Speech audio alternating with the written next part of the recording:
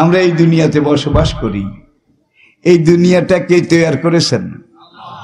ফি সিত্তাতি আইয়াম।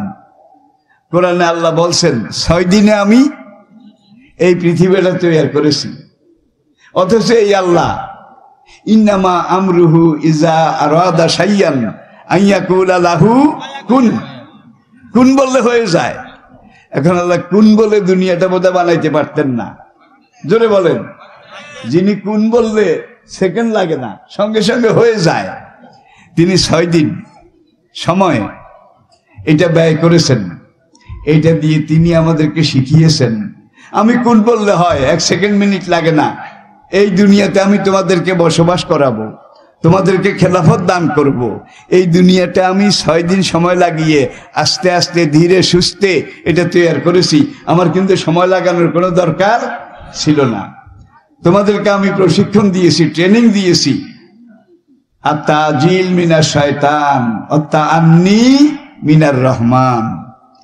যেই কোনো কাজে তাড়াহুড়া করা শয়তানের কাজ, আর ধীরে সুস্থে আস্তে আস্তে ভালো করে পারফেক্ট ভাবে ঠিকঠাক মতো কোনো একটা কাজ শুরু করা, কাজটাকে পূর্ণাঙ্গভাবে সমাধা করা, এটা রহমানের কাজ। 6 দিন সময় আল্লাহ পাক ব্যয় করেছেন। ব্যয় করার পরে আল্লাহ পাক আসমান জমিন সৃষ্টি করলেন। জমিনটা যখন পানির উপরে আল্লাহ বিছিয়ে দিলেন, অল আরদা মাদাদনাহা ফানেমাল মাহিদুন। জমিনের নিচে কিন্তু সমুদ্র, সাগর। তাহাতাল আরদে বাহারুন। পুরা দুনিয়ার জমিনের নিচে সব পানি, সমুদ্র নয়, মহাসমুদ্র। আবার ওই পানির নিচে আরেকটা জগৎ আছে, সেই জগৎটা আগুনের। কি? আগুনের, জাহান্নামের। আমি আবার বলছি, তাহাতাল আরদে বাহারুন, জমির নিচে সমুদ্র। তাহাতাল বাহারে নারুন, সমুদ্রের নিচে আগুন, অগ্নিকুণ্ড।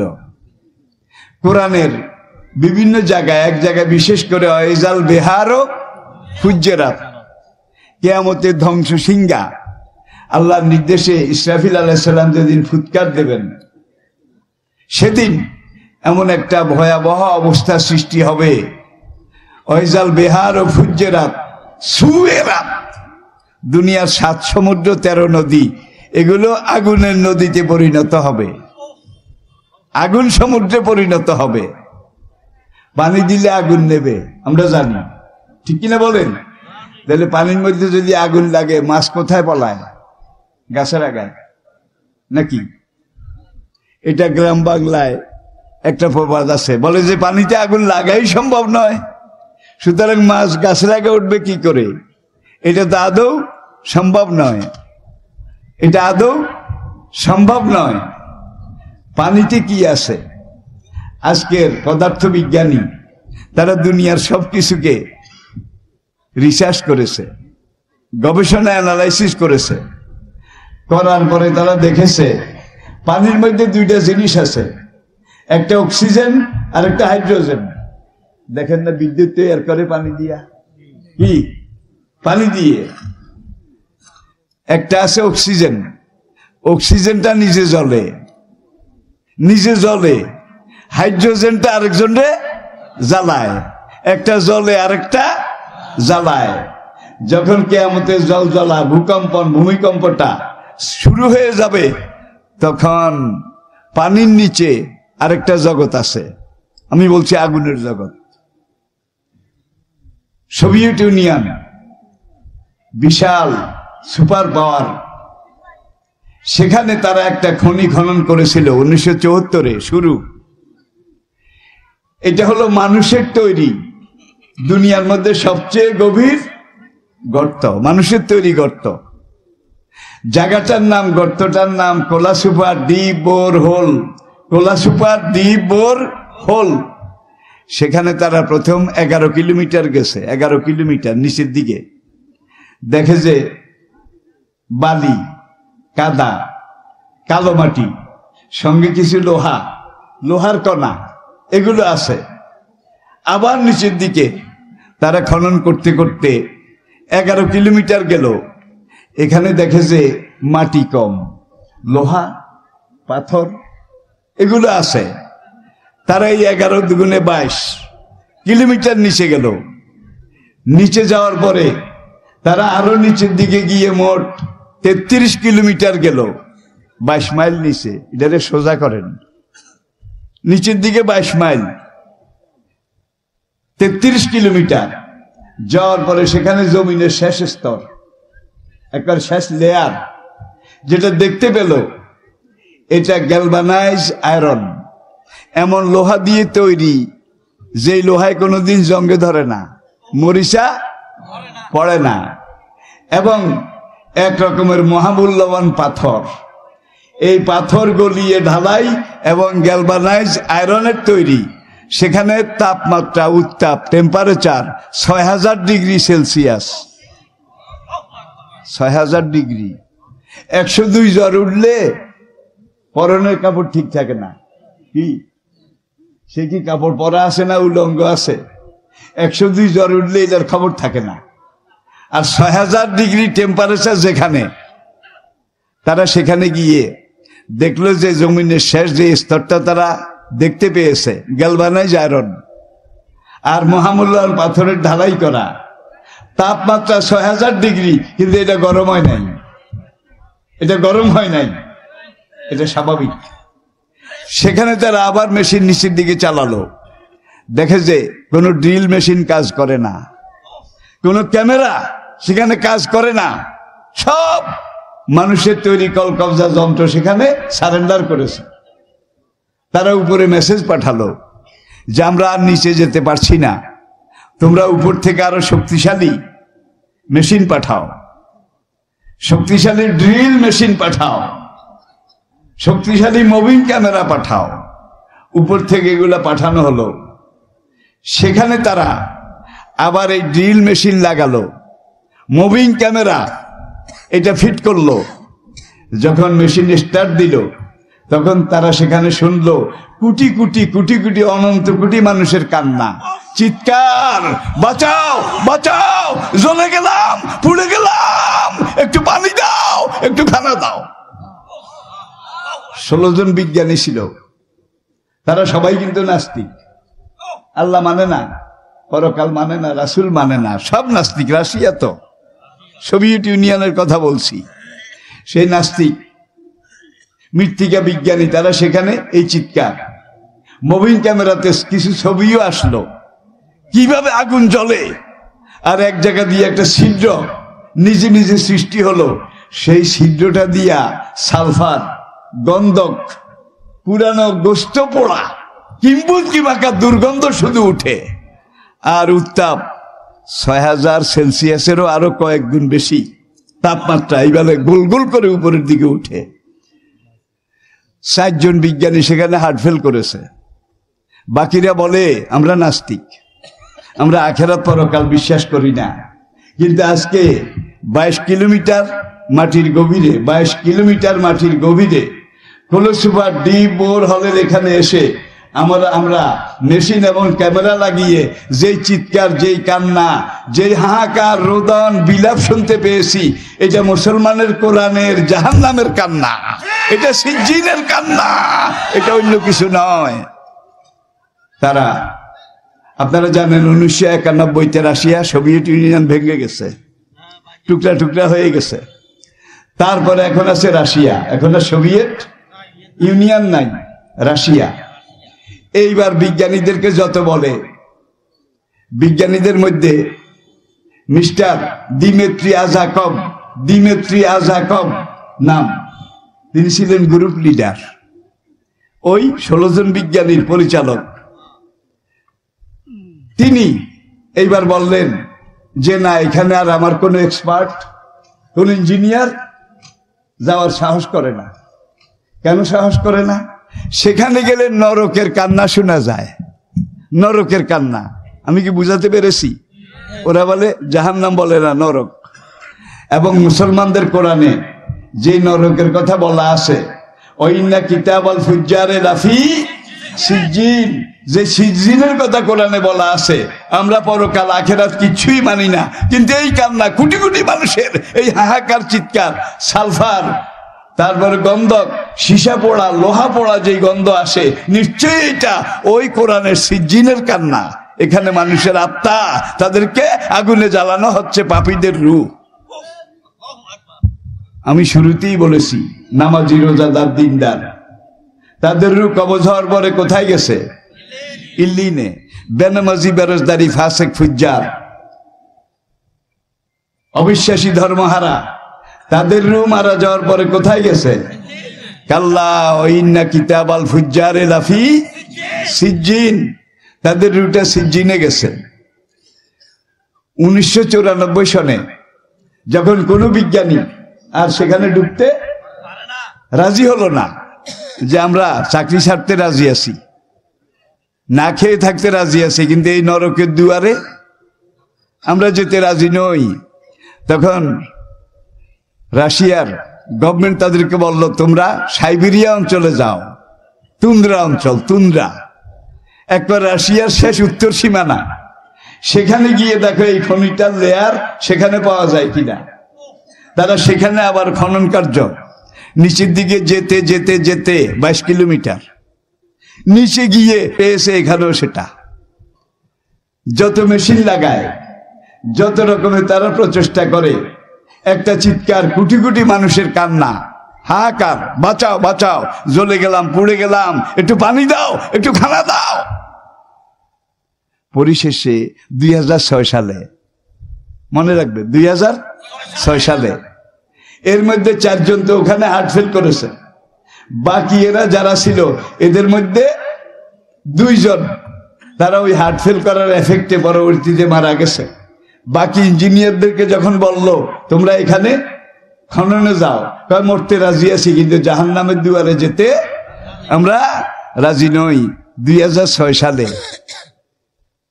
রাশিয়া গভর্নমেন্ট এই দুটোটা কূপ সিল করে দিয়েছে, ভরাট করে ফেলেছে, কোন ইঞ্জিনিয়ার যখন যায় না।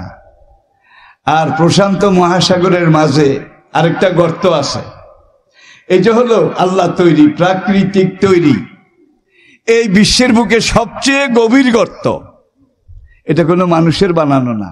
আবার বলছি, প্রশান্ত মহাসাগরের তলায় একটা জায়গা আছে, মারিয়ানা ট্রেঞ্চ, মারিয়ানা ট্রেঞ্চ। এইটা আজকের পানির জগৎ, ডুবুরিদের জগৎ, তারা সাগর মহাসাগরের তলদেশে কোথায় কি আছে এগুলাকে অ্যানালাইসিস করে, পর্যবেক্ষণ করে, পর্যালোচনা করে। তারা গিয়ে মারিয়ানা ট্রেঞ্চ, সেটা তলদেশে গিয়ে আবার সেখানে মেশিন লাগালো, ডুবুরিরা, এখানে কিন্তু ডুবুরি, মেশিন লাগিয়ে নির্ধারিত লেয়ারে নিচে গিয়ে তারা আবার ওইটা পেল, ওই কোলা সুপারে যেটা পেয়েছে। সেখানে ওই লক্ষ কোটি মানুষের চিৎকার, জ্বলে গেলাম, পুড়ে গেলাম, বাঁচাও বাঁচাও, একটু পানি দাও, একটু খানা দাও। এরপরে ডুবুরি, তারা বলছে আমরা আর সেখানে যেতে রাজি নই। তাহলে এগুলা দেখা যায় নাই, কিন্তু যে দূর অনুভব করা গেছে, কোরআন যে সিজ্জিনের কথা বলেছে, আজকে নাস্তিক যারা বিশেষজ্ঞ ইঞ্জিনিয়ার, তারা সেখানে গিয়ে স্বীকার করেছে আমরা যদিও নাস্তিক, কিন্তু মুসলমানদের কোরআনে যে সিজ্জিনের কথা বলা হয়েছে, এই নরকের দুয়ার আমরা দেখে আসছি। তাইলে আমরা যে সিজ্জিনে বিশ্বাস করি, ইল্লিনে বিশ্বাস করি, কোন বিশেষজ্ঞ, কোন ইঞ্জিনিয়ারের কথায় বিশ্বাস করি না। আমরা কার কথায় বিশ্বাস করি? কার কথায়? কাল্লা ইন্না কিতাবাল আবরারে লাফি ইল্লিয়িন ওমা আদরাকা মা ইল্লিয়ুন কিতাবুম মারকুম। কাল্লা ও ইন্না কিতাবাল ফুজ্জারে লাফি সিজ্জিন ওমা আদরাকা মা সিজ্জিন কিতাবুম মারকুম। আজকে আধুনিক বিজ্ঞান যত এগোচ্ছে, যত তারা ম্যাচিউরড হচ্ছে, পূর্ণতা পাচ্ছে, বালেগ হচ্ছে, আধুনিক বিজ্ঞানের সবগুলা চিন্তা, গবেষণা, ধ্যান ধারণা কোরআনে এসে মিলে যাচ্ছে। ১,৫০০ বছর আগে কোরআন যা বলেছে, যেটা যেখানে যেভাবে বলেছে, অশামসি ওয়া দুহাহা, কসম সূর্যের প্রখর কিরণের উত্তাপের, তারা সূর্যের কিরণ, এটাকে গবেষণা করে মহাশূন্য বিজ্ঞানীরা তারা গবেষণা করে স্বীকার করেছে, অজালনা সিরাজাও ওয়াহাজা, এমন একটা প্রদীপ, এমন একটা জ্বলন্ত সূর্য আমি সৃষ্টি করেছি, এটা তাপ উত্তাপ টেম্পারেচারের কোনো অভাব নাই। একদল সৌরবিজ্ঞানী গবেষণা করে স্বীকার করেছে সূর্যের টেম্পারেচার 30 কোটি ডিগ্রি সেলসিয়াস। এটা 100% সত্য মিথ্যা এটা বলা যাবে না, তবে মানছে তো। কি 2200 ডিগ্রিতে লোহা গলে, 2200 ডিগ্রি উত্তাপ দিলে পাকা লোহা পানি হয়ে যায়। 30 কোটি ডিগ্রিতে কি গলে বলেন? সেই জাহান্নাম। যারা বেনামাজি, বেরোজদারি, অবিশ্বাসী, ধর্মহারা, জেনাকার, বদকার, সুদখোর, ঘুষখোর, তাদের জন্য আল্লাহ সেই জাহান্নাম তৈরি করে রেখেছেন। আছে না নাই? জোরে আছে না নাই? যদি আমরা আল্লাহকে মানি, আল্লাহকে জানি, আল্লাহকে স্বীকার করি, হাসরের মাঠ তৈরি হওয়ার আগ পর্যন্ত আমাদের রুটে ইল্লিনে থাকবে। শুরুতে আমি বলেছি বেহেশতের যত রকমের নেয়ামত, যত রকমের সুযোগ সুবিধা, বেহেশতের যত রকমের জিনিস আছে, ইল্লিনে তার সবকিছু আছে। ইল্লিনটা বেহেশতের একটা টুকরা। আর বেহেশতটা কেমন হবে? ইল্লিনে আপনি, আমি, আল্লাহ যদি কবুল করেন, সবাই পড়েন আমিন। যখন মরে যাওয়ার পরে আমাদের রূহ ইল্লিনে যাবে, হাসরের মাঠে ওঠার আগ পর্যন্ত অ্যাডভান্স আল্লাহ রাব্বুল আলামিন আমাদের রূহকে বেহেশতের এই নেয়ামত এগুলো রুহানি ভাবে খাওয়াবেন, জিসমানি ভাবে নয়। কারণ শরীরটা রূহের সাথে গেছে না। আমি একটু আগে বলেছি দেহের ধ্বংস আছে, শরীর পচে যায়, ঠিক কিনা বলেন? কিন্তু রূহের ধ্বংস নাই। মরে যাওয়ার পরে রুহটা যাবে হয় লিনে নয় সিজ্জিনে। এখন আমাদের ভিতরে যে রুহটা আছে, এইটা রুহের জন্য তৃতীয় অবস্থান স্থল, থার্ড ট্রানজিট ক্যাম্প। আপনি বিলাত যাবেন, আমেরিকা যাবেন, একটা জেম্বু জেট বিমানে উঠলেন। এখন বিমান একবারে যেই অকটেন, যেই ফুয়েল, যেই জ্বালানি একবারে নেয়, এই জ্বালানিতে ওই পরিমাণ যাওয়ার ক্ষমতা আছে, যার জন্যে ওই বিমানটা আমেরিকার দিকে ডাইরেক্ট উড়ে না, কি লন্ডনের দিকে ডাইরেক্ট উড়ে না, তারা পশ্চিম দিকে যায়, এটা ঠিক। কিন্তু হয় দুবাই, নয় আবুধাবি, নয় কাতার, এইসব জায়গায় গিয়ে বিমানটা নামে। নামার পরে 1-2 ঘন্টা রেস্ট নেয়, সময় নেয়। এরপরে আবার নতুন ভাবে জ্বালানি, ফুয়েল, অকটেন এগুলো ঢুকায়, বিমানকে খাদ্য দেয়। দেওয়ার পরে এই বিমানটা সেখান থেকে উড়ে হয় যুক্তরাষ্ট্রের রাজধানী অথবা লন্ডনের হিথ্রো ইন্টারন্যাশনাল এয়ারপোর্ট, এখানে গিয়ে নামে। মাঝখানে যে নামলো 1 ঘন্টা 2 ঘন্টার জন্যে, এটা হলো বিমানের একটা ট্রানজিট ক্যাম্প। যাত্রীদেরকে আগে জানিয়ে দেওয়া হয় দুবাইতে 2 ঘন্টা, কি 4 ঘন্টা এখানে ট্রানজিট আছে, ঠিক কিনা বলেন? আপনার রুটটা সামনের দিকে যাচ্ছে, সামনের দিকে। এখন আপনার রুটটা 60 বছরের ট্রানজিট পয়েন্টে আছে, আপনার সিনার ভিতরে 60 বছরের ট্রানজিট পয়েন্টে। এটা রুহের স্থায়ী কোনো ঠিকানা নয়। স্থায়ী ঠিকানা কোথায়? হয় জান্নাত, বলে না, হয় জান্নাত নয় জাহান্নাম। তাহলে জান্নাত অথবা জাহান্নাম। তাহলে এখন আমরা তৃতীয় পয়েন্টে আসি। ছিলাম আলমে আরওয়াহতে, সেখান থেকে আসলাম মায়ের গর্ভে, কয়েক মাস পরে আসলাম দুনিয়াতে। এটা তৃতীয় অবস্থান স্থল, থার্ড ট্রানজিট ক্যাম্প। এখান থেকে যখন রুহটাকে বের করা হবে তখন চতুর্থ ট্রানজিট ক্যাম্পে যাবে, হয় লিনে নয় সিজিনে। এটা 4 নম্বর ট্রানজিট ক্যাম্প। এটাও স্থায়ী নয়। যখন কিয়ামত হয়ে যাবে, দুনিয়া ধ্বংস হয়ে যাবে, তখন ইনকানাতিল্লা সাইহাতাম ওয়াহিদাতাম ফাইজাহুম জামিউল লাদাইনা মুহদারুন। আরেক আয়াতে আল্লাহ পাক বলছেন যে সিংহার আওয়াজটা, আবু জেহেল একদিন মক্কার ওতবা, অলিদ, রবিয়া, মগিরা, সাহেবা, উমাইয়া, মানে নাম্বারই যেগুলা কাফের লিডার, এদেরকে ডেকে দারুণ দোয়াতে একটা গোপন মিটিং করলো। গোপন মিটিং করে যে